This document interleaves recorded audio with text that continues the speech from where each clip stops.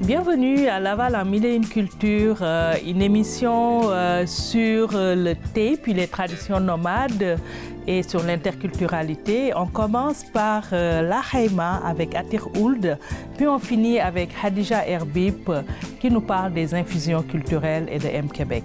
Bonne émission.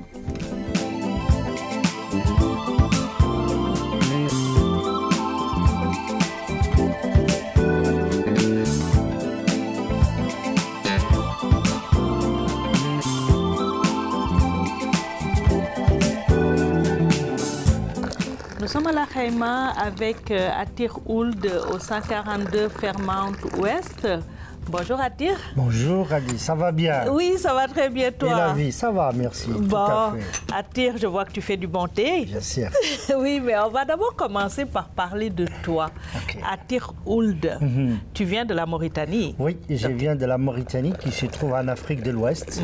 C'est un pays qui est entouré à côté du Mali, du Sénégal, du Maroc, de l'Algérie.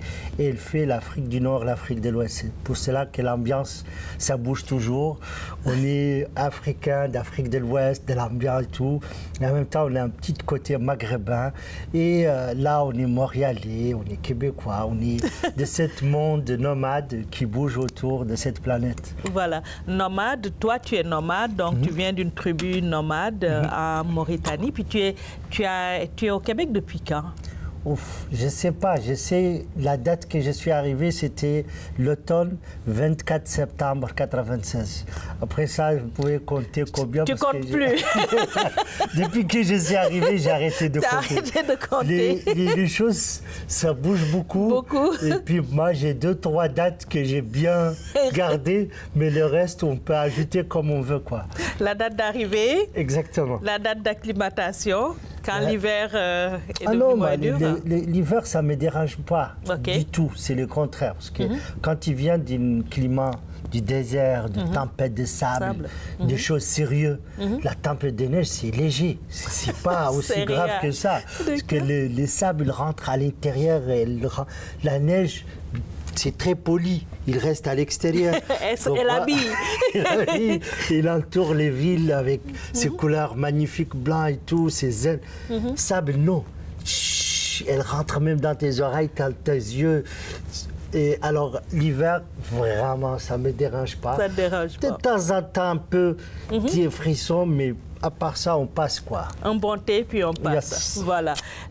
Tu as ouvert ton restaurant, la Haïma, sur la rive Fairmount. À quel moment, Atir? Est-ce que tu es venu, puis tu as aussi ouvert ton restaurant? Non, j'avais juste un plaisir de commencer quelque chose, de faire connaître la culture ouest-africaine, la culture nomade, la Mauritanie et autres éléments que je pensais que c'est tellement intéressant de le faire découvrir à cette province, à ces pays.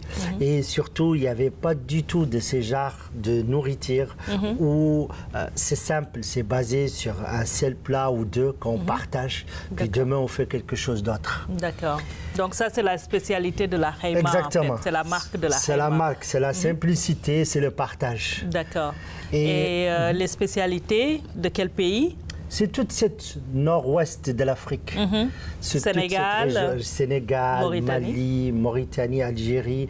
Et il y a une autre partie qu'on va dans les autres tribus nomades, en Inde, à Tadjikistan et puis ailleurs, pour créer une ambiance nomade, surtout, qui permettent les gens ici à manger quelque chose et en même temps des légumes bio, locaux du Québec.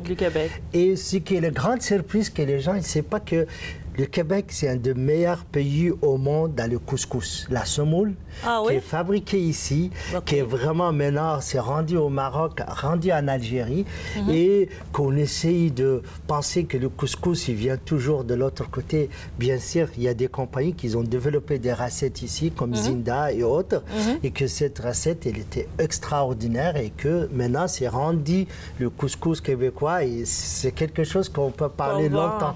Qu'on va ailleurs. D'accord. Donc, toi, tu fais des recettes nomades d'un peu partout. Et la Haïma, qu'est-ce que ça veut dire, la Haïma? La Haïma, c'est vraiment la tente nomade. Cette tente où on est là, exact. par exemple. C'est une tente qui est là, puis demain elle peut être ailleurs. C'est quelque chose, un concept qui peut se déplacer et c'est fait vivre la vie nomade qu'on vit dans le désert, on vit en Afrique, on vit en Asie, et créer cette ambiance ici dans cette grande ville et que aussi arriver à transmettre cette vie dans un plat, dans un saveur, dans un goût, dans un thé, dans quelque chose qu'on peut le goûter immédiatement. Et c'était une opération depuis le début que je voulais faire, mais Dieu merci, c'est bien réussi. Il y a beaucoup de monde, il y a beaucoup, même des caravanes qui partent d'ici, et puis des gens qui voyagent, et des gens qui arrivent.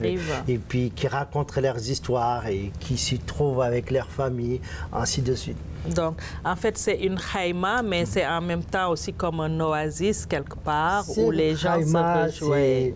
C'est une oasis, c'est un centre social, c'est vraiment quand la porte est ouverte, vous êtes les bienvenus. Puis si vous avez des amis aussi, et si vous avez de la famille, venez. C'est le moment de partager un bon plat chaud et d'oublier la routine de cette grande ville, puis se trouver avec quelque chose ici au Québec, on peut juste sortir de la porte et puis là on retourne. C'est comme un voyage qui s'est fait. Quand on franchit la porte. Exact. Voilà. Tu as parlé tout à l'heure de caravanes. Donc toi tu fais des caravanes vers la Mauritanie, je pense. Est-ce qu'il y en a qui viennent ici aussi? Tu organises un festival nomade aussi. Exactement. Il y a des caravanes et des voyages qui se fait à partir d'ici et vers la Mauritanie. Il y a d'autres voyages qui font dans d'autres pays ailleurs et qui utilisent la place ici même pour organiser leur voyage, pour le faire goûter à leur départ ou le faire rencontrer. Puis surtout, quand il y a des événements comme des rallyes qui s'est fait, bien sûr, c'est beaucoup de ces gens qui participent, ils font leur levée de fonds ici, ils font leur soirée. C'est relié avec tous ces voyages qui s'est fait dans le monde. Par contre, ce qui est tellement intéressant, c'est quelque chose qui n'est pas besoin d'être bien organisé avec des dates, avec ceci. C'est en harmonie, c'est vraiment la nature de la place qui permet de faire ça. Et le Festival Nomade, c'est une fois par année, ici à Montréal, surtout en hiver, quand il fait vraiment froid, moins 30, moins 40 degrés. C'est l'ambiance, on se retrouve ensemble, on partage un repas, puis s'il y a une soirée du cinéma, c'est bien, avec des films noir-blanc de 16 mm de 1925, ainsi de suite. Retour dans le passé. Retour dans le passé, de premières panoramas qui étaient faits, ou des soirées de musique, ou des soirées de contes, ou juste une soirée de discussion autour des sujets nomades ou autres, et puis ou une soirée de partager un repas que je ne fais pas normalement, je ne fais pas habituellement, mais cette soirée, j'ai l'envie de faire revivre cette vie nomade de telle région du monde dans cette place. Atir la Haïma, c'est aussi un point de chute, je pense, pour les artistes africains qui viennent ici. Qui viennent à Montréal. Exactement. Surtout, je voyais vraiment beaucoup je voyais dans le passé beaucoup des artistes qui sont arrivés le premier jour qu'ils ont vraiment venu à Montréal, au Québec, et puis le deuxième jour, ils ont arrivé à la Khaïma, puis là, c'est devenu une célébrité incroyable. Et je suis tellement fier de eux. Et des autres artistes qui viennent pour le festival de jazz ou festival de nuit d'Afrique ou de vie d'Afrique. Alors, c'est bien sûr une place africaine qu'on peut se retrouver, puis l'artiste qui arrive, bien sûr, c'est sa maison. C'est là où il peut faire ses interviews, c'est là où on les connaît.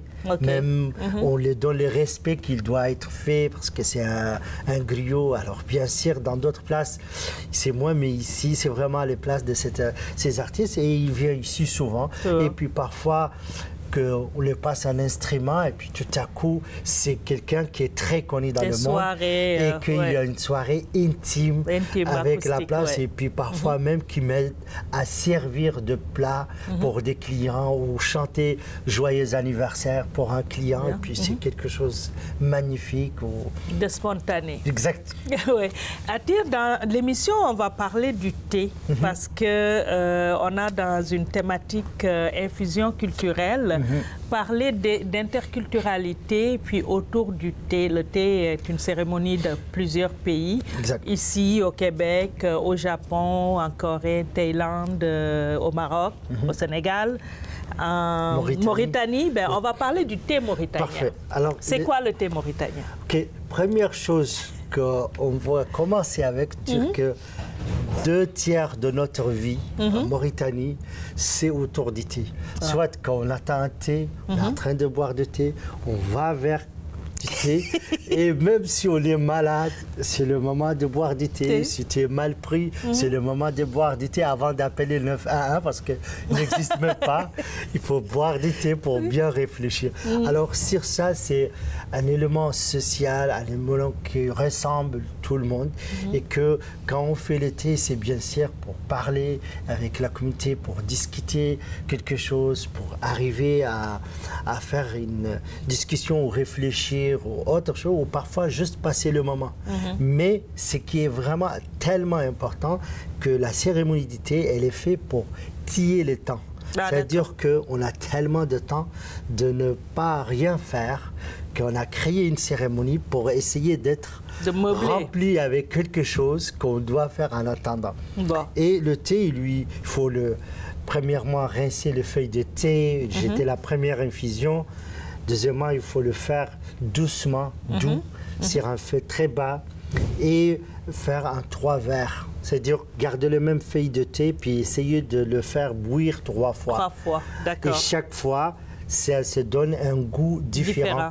Et on dirait que chaque région, elle a ses propres mots pour décrire le saveur du thé. Mais dans ma région natale, qui est proche du Sénégal, on dit les premières amères comme la naissance, la deuxième doux comme l'amour, et le troisième c'est la vie. Alors en beauté, il faut l'aérer, il faut l'oxygéner, il faut lui donner le temps pour faire l'oxygénation, pour que ça sorte le goût comme il faut.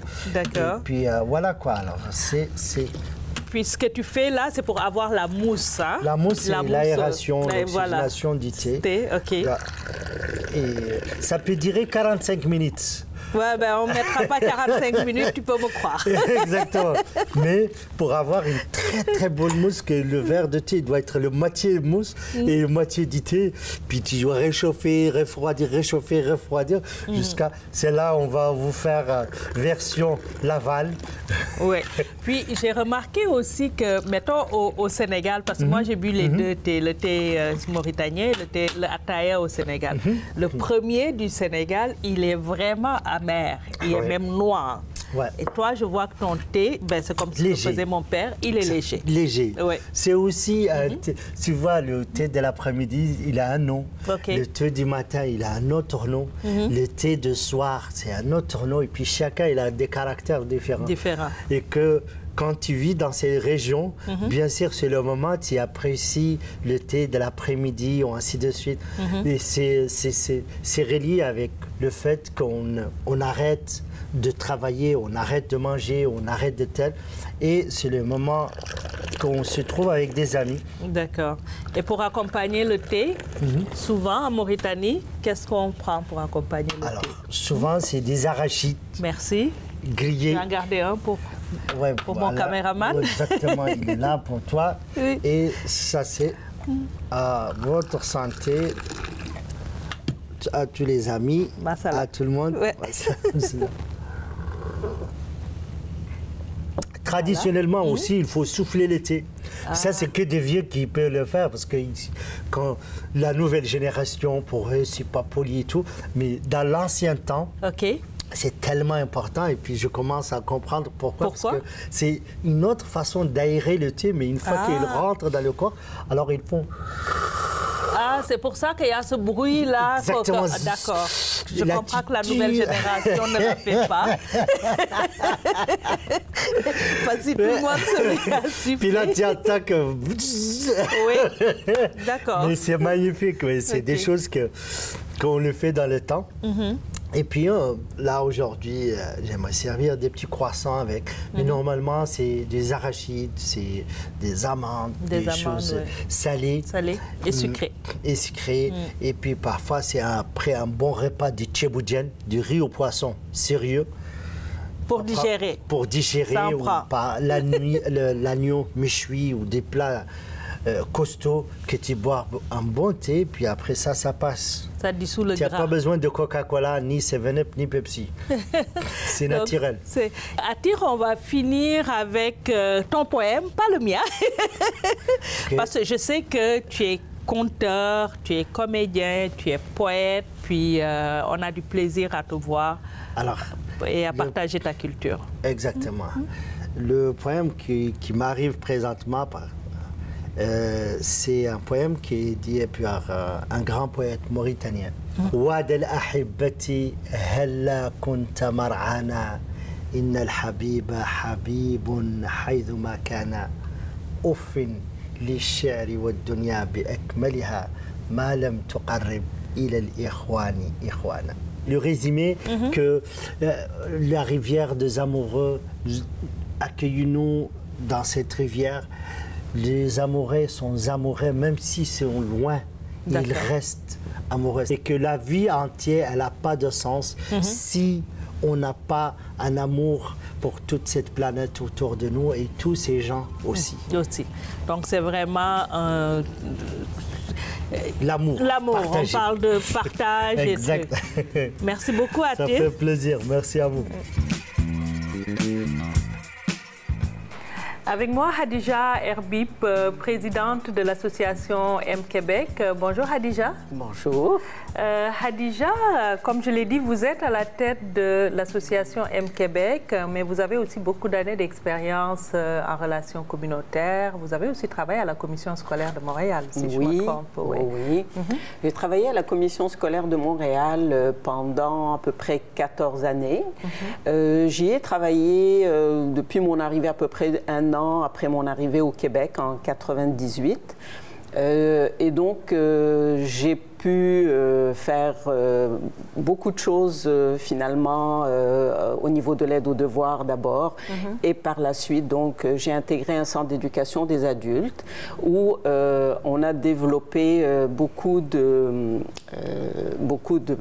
d'outils pédagogiques au niveau de tout ce qui est interculturel. Donc entre autres, donc c'était au niveau des formations, soit des formations parents-enfants, des parents nouveaux arrivants avec des expériences nouvelles. Donc on les accompagnait dans leur expérience au niveau du Québec. Donc pour une fois qu'il arrive, c'est quoi la société québécoise, comment s'intégrer et aussi au niveau de la relation avec l'école. Donc il y avait tout ce qui est communication avec l'école. C'est sûr que ça diffère des pays d'origine, le Québec. Alors, c'était un peu mon expérience. Par la suite, j'ai été coordonnatrice du service d'éducation populaire où on donnait de la formation tant au niveau scolaire qu'au niveau communautaire, donc les organismes communautaires, et tout était dans le cadre du territoire de la commission scolaire de Montréal. Donc, quand vous dites des formations en relations interculturelles. C'est ça, en relations interculturelles, c'est-à-dire ce qu'on appelle formation, c'est plus un accompagnement.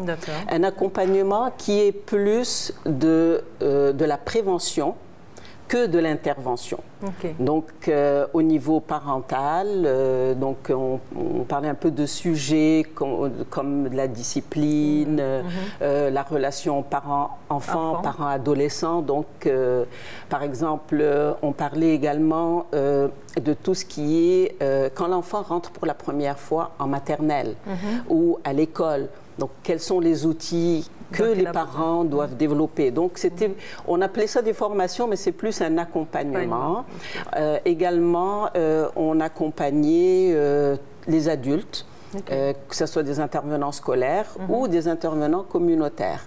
Pour tout ce qui est communication interculturelle, par exemple. D'accord. Voilà. Et l'accompagnement se faisait des deux côtés, j'imagine, les immigrants, mais aussi, est-ce que vous serviez de tampon quelque part entre les nouveaux arrivants et... C'est ça. Donc, au niveau scolaire, on avait... le lien, c'était toujours la direction ou les intervenants ou des enseignants. Des fois, il y avait peut-être une incompréhension par rapport à des parents qui venaient juste d'arriver. Et donc, l'école nous appeler, nous solliciter pour voir un peu de quelle manière on pouvait faire ce lien et on pouvait travailler ensemble pour une meilleure intégration, une meilleure compréhension de l'école, du système scolaire. C'était assez, c'est ça, du système scolaire québécois. Donc, souvent les parents arrivent, mais bon, ils ne savaient pas trop comment. Donc ça, c'était ce lien. Au niveau des organismes communautaires également, les intervenants, que ce soit la direction également, nous appelaient pour souvent, parce qu'ils ont des groupes, donc ils ont une clientèle, ils offrent des groupes et souvent on était là pour travailler avec eux, pour leur expliquer un petit peu de quelle manière ces personnes, comment ils se sentent, au niveau par exemple, au niveau de l'intégration, c'est plus par rapport au deuil migratoire par exemple, ce que vivent les nouveaux arrivants ou même des personnes qui sont là depuis très longtemps. Ce sont des personnes qui ont toujours le mal du pays. Oui, l'attachement toujours. Au pays, C'est-à-dire qu'on leur disait, vous avez un pied au Québec, mais vous avez un pied dans le pays d'origine.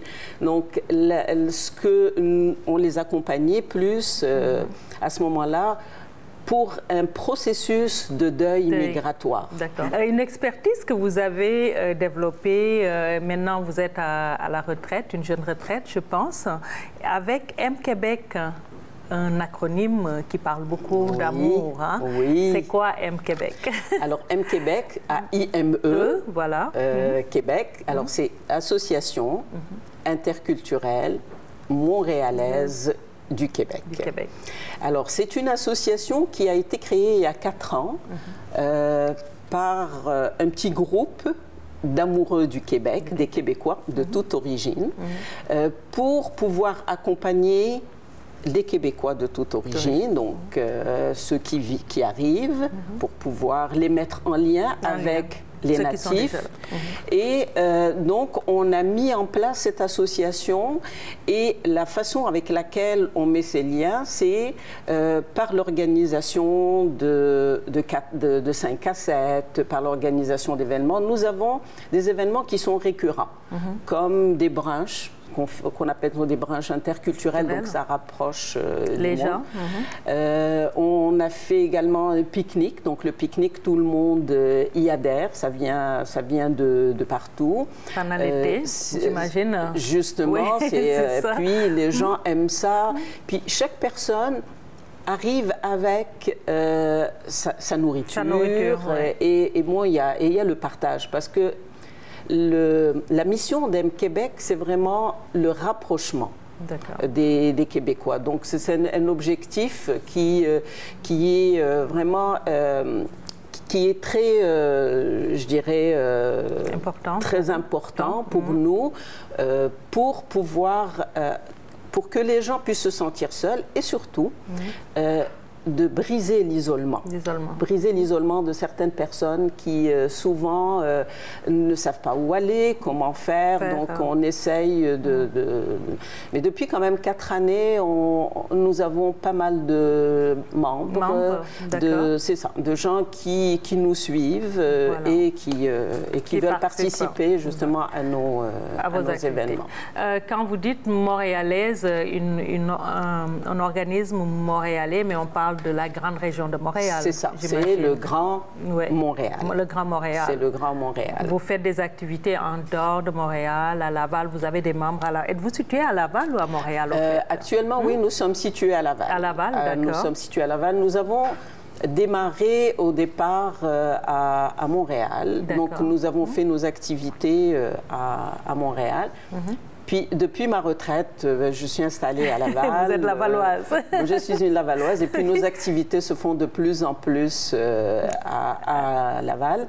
Mais ce qui est bien, c'est que les activités qui se font à Laval, on essaye d'avoir des lieux qui sont proches par exemple, d'un métro ou les gens. Et souvent, on s'est rendu compte qu'il y a beaucoup de Montréalais qui viennent à Laval par leurs propres moyens, donc soit en voiture, soit en métro. Mais ça reste toujours la grande région de Montréal. Voilà. Parlant d'activités réalisées à Montréal, à Laval, vous avez réalisé en 2016, je pense, un brunch où... oui, en 2016, nous avons nous avons eu comme activité ou comme gros événement le Printemps méditerranéen. Le Printemps méditerranéen, exactement. Ça a été un gros succès. Ça a été un gros succès cet événement. Ça a réuni... donc, nous avons fait toute une journée et le soir, un concert. Voilà. La journée, c'était des expositions, c'était des spectacles, des danses de plusieurs pays de la Méditerranée. Voilà. Et bien sûr, il y avait aussi des dégustations de nourriture. Et le soir, nous avons eu un concert. Et ce concert, la chanteuse a parcouru la Méditerranée avec les chants des différents pays. Donc en espagnol, en italien, français, en syrien, en arabe. Bref, ça a été... magique. Et nous avons eu également une troupe libanaise et on a eu bien sûr de la chanson québécoise, parce que je voulais dire que M Québec fait de son mieux pour que le Québec soit au cœur de nos activités. Pour que toutes les personnes qui viennent, que ce soit des Québécois ou d'autres, sachent que le Québec est là, puis que nous souhaitons vraiment une intégration et une meilleure connaissance l'un de l'autre, et que le Québec, c'est lui qui nous réunit. Oui. En fait, le but aussi, j'imagine, c'est d'éviter le mal du pays à force de cultiver. C'est ça. C'est certain, parce que lorsque on sort, on va aller rencontrer des gens, on fait des activités, on assiste à beaucoup de choses. C'est sûr qu'on n'a pas le temps de penser au pays. On ne sent pas le dépaysement. Donc après, on se dit, moi je dis toujours, ce qui est difficile, c'est de sortir de chez soi. Mais une fois qu'on est dedans, on s'habitue. On n'a plus envie de partir. Récemment, Hadija, pour revenir à vos activités, vous avez fait dimanche passé, le 15 octobre, les infusions culturelles au Collège Le Tendre. Donc un événement où j'ai été, puis il y avait les thés de plusieurs pays. Il y avait combien de pays en fait? Puis qu'est-ce qui sous-tend cette activité-là? Alors, le 15 octobre, c'était l'infusion culturelle 2017. C'était notre deuxième édition. La première édition, nous l'avons faite à Montréal. Donc, c'était à Montréal-Nord. Et cette deuxième édition bien sûr, a regroupé 9 pays. 9 pays. Bien sûr, cette année, il y avait le Maroc qui était à l'honneur, donc le pays qui reçoit. Alors, il y avait 9 pays exactement. On avait l'Inde, le Japon, la Chine, le Sénégal, la Tunisie, l'Égypte, la Palestine. J'espère que je n'ai oublié personne. Je pense l'Algérie. Oui, en tout cas, c'était la Tunisie. C'était des pays... Et j'ai trouvé ça extraordinaire parce que c'était très diversifié. Les gens qui se sont promenés, ils ont goûté à toutes sortes de thés. Oui, il y avait la Thaïlande. La Thaïlande, donc... Et il y a eu, je trouve que c'était une générosité de la part des pays participants. Donc, ils ont ramené avec eux leur thé, ils ont partagé, les gens ont adoré. Puis c'était l'objectif de cette activité. C'était l'objectif, c'est le partage. Puis on sait que le thé, c'est vraiment la connotation qu'il a, c'est le partage. Le partage. Le thé, on peut se rencontrer à deux, comme à plusieurs. Et c'est ça qui vous réunit. Voilà. Donc on s'est dit que tous les continents étaient là. Il y avait bien sûr, il y avait le Maghreb, il y avait l'Asie, il y avait l'Afrique. Donc tout le monde était là et c'était très représentatif et les gens ont beaucoup aimé. Beaucoup participé. En tout cas, merci Hadija, puis continuez à faire votre beau travail. Merci, ça fait plaisir. Merci à la Haïma pour l'accueil. Merci de nous avoir suivis. N'hésitez pas à nous écrire à l'adresse qui s'affiche en bas de l'écran. À la semaine prochaine.